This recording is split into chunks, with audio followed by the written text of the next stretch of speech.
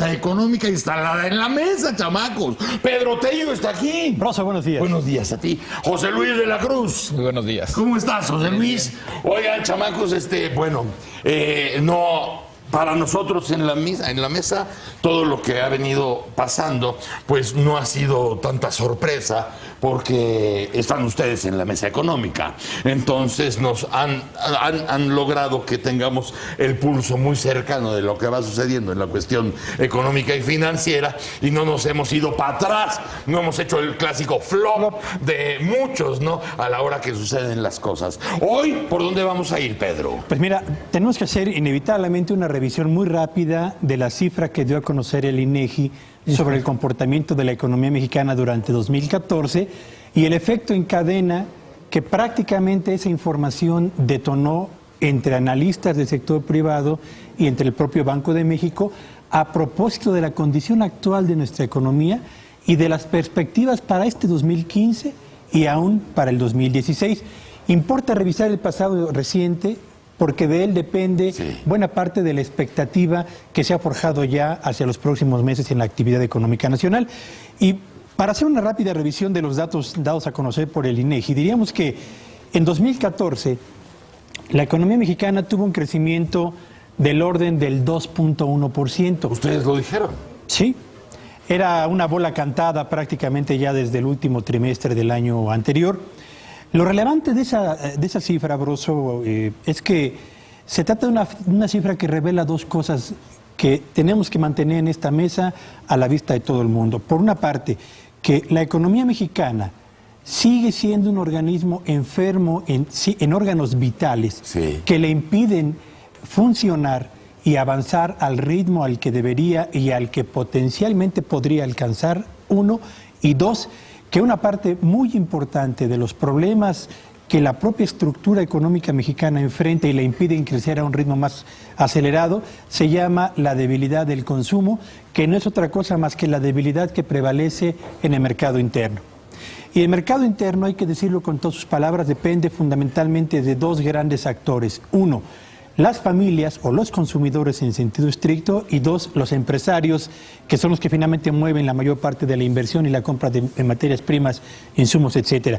Y si los consumidores no sienten, o en los hogares, no se siente la certeza del empleo que se tiene hoy, pero si además se sabe que el nivel o el poder adquisitivo de los ingresos que llegan al hogar viene mermándose por la baja en los salarios, por el aumento en la inflación, por el impacto de la devaluación sobre los precios de ciertos bienes y servicios, pues evidentemente el consumidor tendrá que asumir una actitud de repliegue, de cautela al momento de decidir consumir. Y si el empresario, por su parte, es sometido a una reforma fiscal que lo obliga a pagar más impuestos, a reducir el espacio para deducir costos de operación cotidianos, y si al mismo tiempo se da cuenta de que en el mercado nacional, que es el destino de la mayor parte de su oferta, se está percibiendo una contracción en el consumo, en los pedidos, pues evidentemente el empresario dejará de invertir. Estos dos elementos, estos dos agentes, consumidor y empresario, en la medida en la que perciben que el ambiente a su alrededor no les ofrece señales de optimismo lo suficientemente sólidas, terminan por replegarse y consecuentemente inducir que la actividad económica avance a un ritmo más lento, porque la demanda que ellos generan no avanza con el ritmo que debería.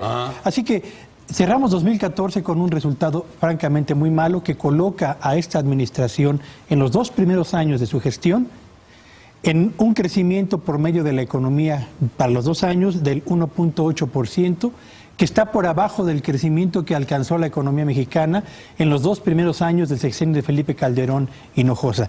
De modo que la frase de mover a México se ha quedado solamente hasta este momento en una frase o en un eslogan de campaña que en los hechos no se ha podido percibir en lo que a los niveles de avance de la economía mexicana, de bienestar de las familias y de capacidad de crecimiento y fortaleza en la operación de los negocios en el territorio nacional. El gobierno mexicano insiste insiste mucho en plantear el amplio diálogo, que es como una invitación a no poner los dedos en las llagas. La amplitud de diálogo, un poco como si fuera un edicto o una invitación cotidiana, el que el beneficio de la duda sea una parte de la identidad o de la mexicanidad, estar duro y dale con el beneficio de la duda para que no seas contundente, para que no seas terminante en lo que hay que señalar. Esto políticamente pasó al principio de este sexenio y se ha ido desgastando, porque llega un momento en que ni los más amplios dadores del beneficio de la duda pueden escapar a los elementos reales, ¿no? Lo mismo está pasando con la economía. En la política ya lo vimos. Muchos dieron el beneficio de la duda un año y medio en el amplio diálogo, hasta que es imposible hacerlo, hasta que ya tienes la ola de 5 metros enfrente de ti y tienes que decir ¡ah! ¡Una ola!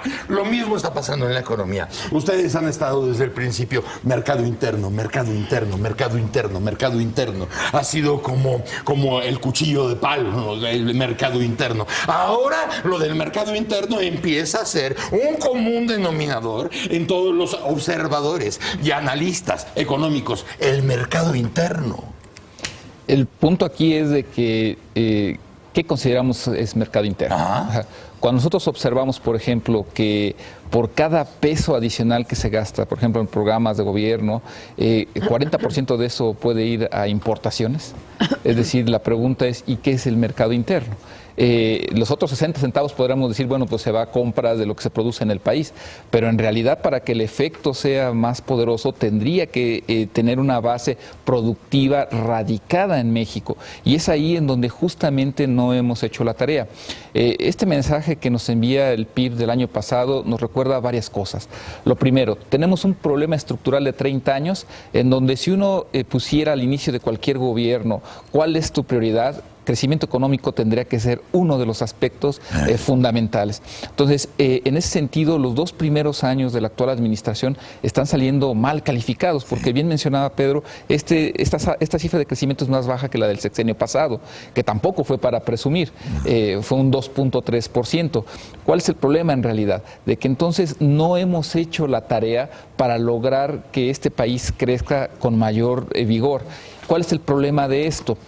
Al final del día del crecimiento económico se desprenden los salarios, se desprenden los beneficios que obtienen las empresas, los impuestos que pagan los contribuyentes, y esto no está funcionando. Y ya le deja al propio gobierno 2 mensajes que debe de entender. El primero, ¿cuál es? Las reformas estructurales en esta primera evaluación de 2 años simplemente no han salido aprobadas, porque tenemos una reforma laboral que en principio tendría que haber impulsado la productividad. Después de 2 años no ha sido capaz de hacerlo. Tenemos una reforma financiera en donde en principio tendrían que canalizarse recursos al sistema productivo mexicano y tampoco están llegando. Los hechos así lo están demostrando. Y eso no implica que los bancos no tengan ganancias. Hay bancos extranjeros que de aquí están obteniendo 40-45% de las ganancias mundiales. Sí. Es decir, el sistema bancario es un muy buen negocio, pero eso no implica que el país tenga crédito productivo. Entonces, en este sentido, el contexto que estás planteando es correcto en el sentido de las reformas como se están aplicando como medidas para resolver este problema estructural, uno de los esenciales de cualquier gobierno, no están funcionando. Y eso ya le ha generado al gobierno una perspectiva muy distinta a la de los 2 años previos. Si nosotros recordamos el famoso momento mexicano, la expectativa sobre las reformas, iniciábamos 2013 y 2014 con al menos esa esperanza de cuando esto empiece a jalar, vamos a ver crecimiento. En este inicio de 2015 la expectativa es totalmente distinta. Banco de México reduce el pronóstico de crecimiento, la mayor parte de los analistas empiezan también a prever crecimientos más bajos en este 2015, y entonces la pregunta es, ¿por qué tener confianza en que esto va a mejorar cuando justamente en el tercer año de un gobierno, que es donde se tienen que empezar a ver resultados, justamente lo que se está observando es que las expectativas van en retroceso, y esto lo que puede estar reflejando desde mi punto de vista es que el modelo económico como se ha aplicado en los últimos años, pero particularmente a lo que se apostó en la actual administración, no está dando resultados. Y hay una cifra que me parece contundente. Ayer en la tarde el Coneval publicó el indicador de tendencia laboral de la pobreza, que es gente que tiene empleo, si lo que gana le sirve para obtener líneas mínimas, superar líneas mínimas de bienestar. Bueno, el indicador al cuarto trimestre del año pasado subió nuevamente 4%, es decir, gente con empleo 4% más, básicamente se vio más precarizado a pesar de tener empleo. En algunos estados, esta cifra en los últimos 10 años ha crecido de manera brutal. Nuevo León en 150%, el Distrito Federal en 106%.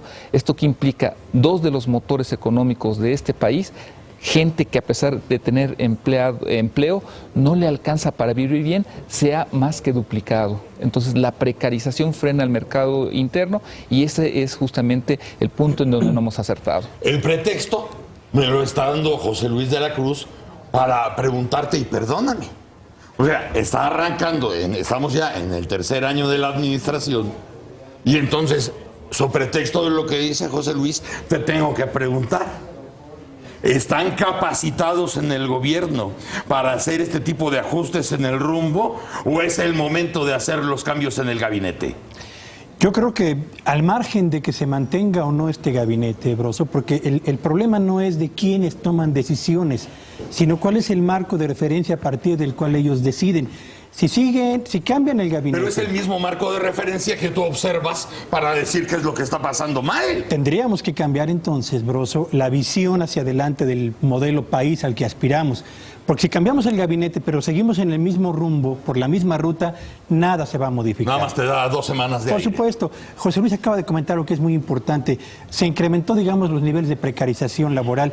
Bueno, la semana pasada decíamos aquí que los trabajadores que tienen empleo y que ganan entre 1 y 3 salarios mínimos se incrementaron en casi 1 millón de personas. Y quienes reciben más de 3 salarios mínimos se redujeron en 1 millón de personas. En condiciones como estas, no le podemos pedir al mercado interno milagros, porque a los consumidores no les damos capacidad adquisitiva ni poder de compra suficiente para atender sus requerimientos más elementales de satisfacción cotidiana, Bros. Bueno, hoy la mesa económica no quiso correr a nadie. Vamos a ver qué sucede la próxima semana. Gracias, José Luis. Muy buen día. Gracias, Pedro.